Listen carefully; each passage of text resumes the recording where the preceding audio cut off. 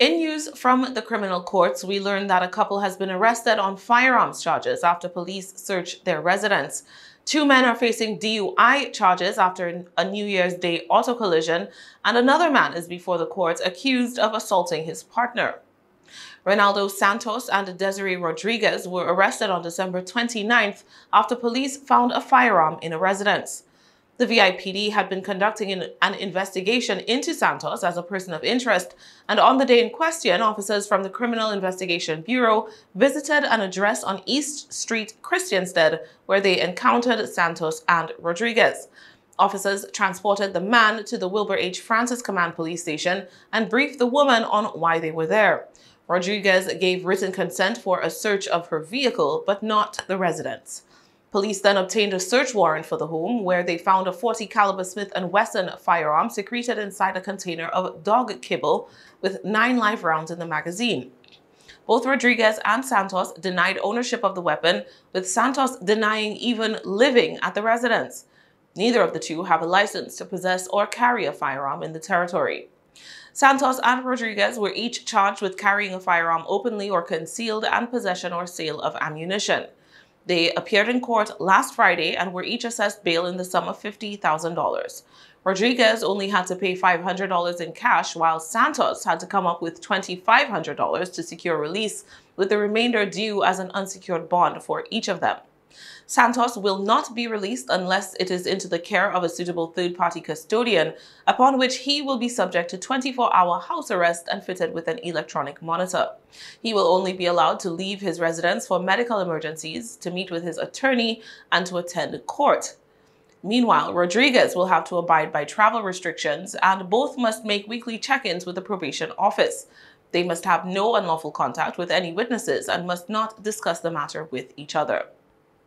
Two drivers appeared in court on Wednesday after reportedly both smashing into one woman's vehicle on New Year's Day. The unlucky woman was reportedly driving along Nicholas Friday Drive near Senior Pizza when a blue Ford Focus collided with her. Police responding to the collision were told by an onlooker that the driver, David Cobb, had reportedly been driving erratically at least since the Sapphire Beach Resort area. The onlooker said she followed Cobb until she saw him impact the woman's vehicle, also a blue Ford. Cobb was standing on the sidewalk near the point of collision when police arrived, and as they approached to speak with him, they reportedly scented the telltale odor of alcohol. Cobb's speech was slurred and he had trouble maintaining his balance. He declined both the field sobriety tests and the chemical intoximeter test following his transport to the Traffic Investigation Bureau. Inquiries revealed that not only did Cobb not have a valid driver's license, but the Focus he was driving was neither registered nor insured. While police were conducting their initial investigation, they were informed that the woman's blue Ford was rear-ended by another vehicle, also blue, this time a Jeep Wrangler, with Todd Bowman behind the wheel. When asked to step out of the Jeep, Bowman was observed to stumble. Police also took note of the strong smell of alcohol coming from him, as well as his slurred speech. Bowman surprisingly told police that he was in fact not the one driving the vehicle. Despite initially consenting to the standardized field sobriety tests, Bowman reportedly changed his mind after the first was administered and failed, and he was taken to the Traffic Investigation Bureau. He also declined the chemical intoximeter test and was then placed under arrest. Cobb was charged with driving under the influence, negligent driving, operating a vehicle without a license, operating a vehicle without insurance, and operating an unregistered vehicle.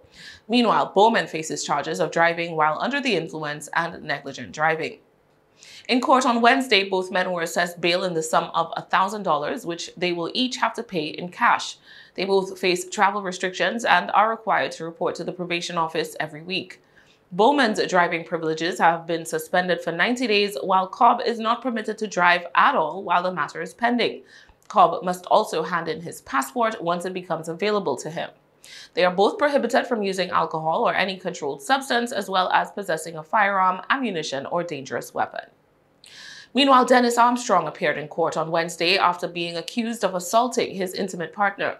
A woman told police that about 6 a.m. on January 3rd, she arrived at the home where she lives with Armstrong, a man she was in an intimate relationship with. The woman said she walked past Armstrong, who was in the living room, and went into the bedroom. When she emerged, she reportedly told her partner that she had finally gotten to do her laundry. Armstrong, apparently miffed, told her to let one of her men do the laundry and further encouraged her to go live with one of them. The woman said she returned to the bedroom to get dressed, but Armstrong prevented her from closing the door.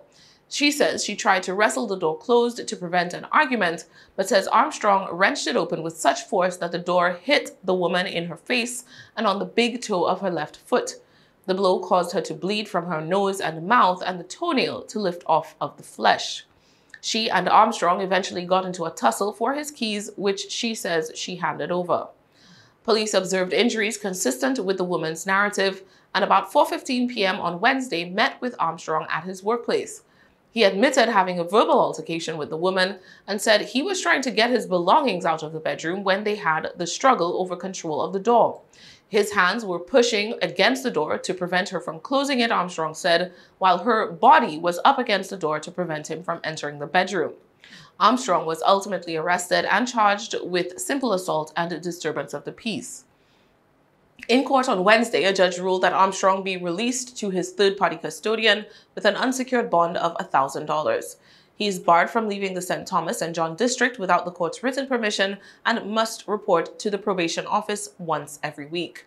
A no-contact order was issued, and Armstrong is prohibited from using alcohol or any controlled substance or possessing a firearm, ammunition, or dangerous weapon while his matter is pending.